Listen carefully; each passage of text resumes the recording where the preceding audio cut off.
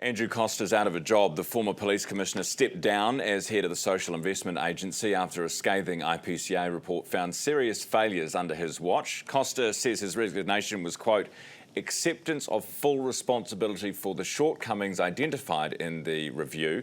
Sir Brian Roche, the Public Service Commissioner, is with us this morning. Sir Brian, good morning.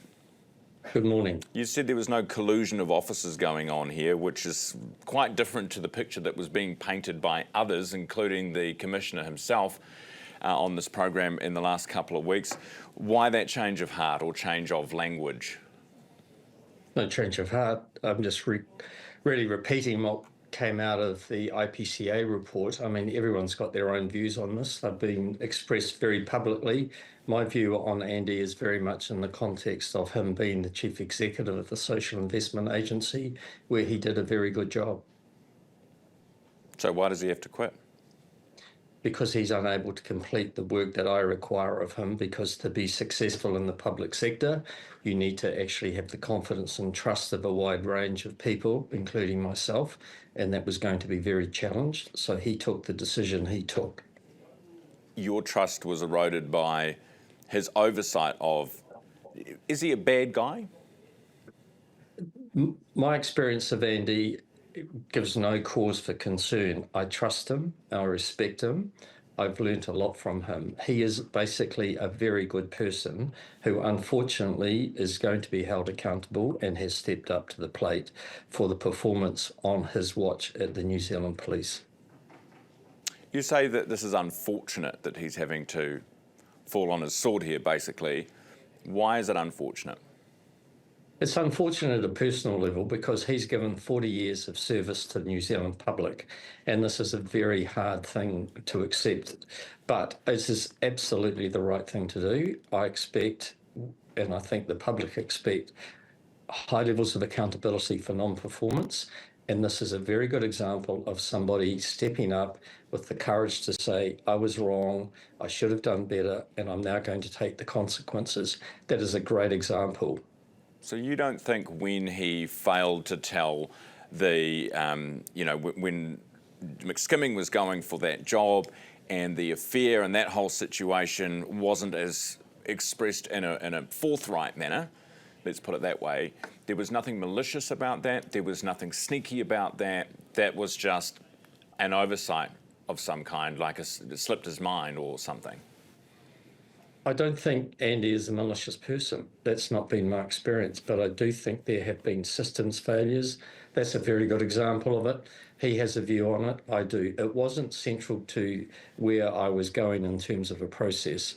What was more important to me is there was systemic failure in the organisation that he was accountable for. He wasn't personally responsible, but if you're the chief executive, it's your job to be responsible, and he has taken accountability.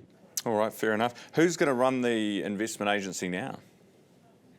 We've got an acting, we've got an acting chief executive. We'll go through a full recruitment process early in the new year. But up until yesterday, Andy was the chief executive, and so it would have been presumptuous to have got ahead of myself on that. I've heard that the teachers' strike, I've heard that they're voting or voted on the latest offer. Do you have any update on that?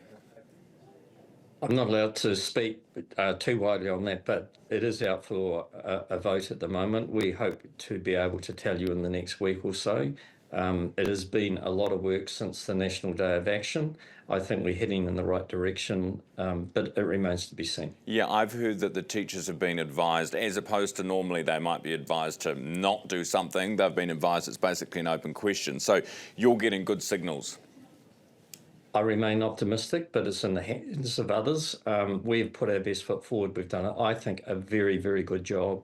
It's taken a lot of time, and let's hope that common sense prevails. Government's copping a lot of flack lately for the size of the public service. Is it too big? Do we need more cutting? I don't think we need more cutting for cutting's sake. I do think we need to reform the operating model. I've been on public record, and I will be for the whole time I'm in this role. I believe that we could deliver the same level of services with less entities. We could get rid of duplication. We could adopt greater use of technology and actually perform better for the New Zealand taxpayer. When is that your plan? Because we've spoken about this a couple of times now. When are you going to give us this plan or this, which agencies?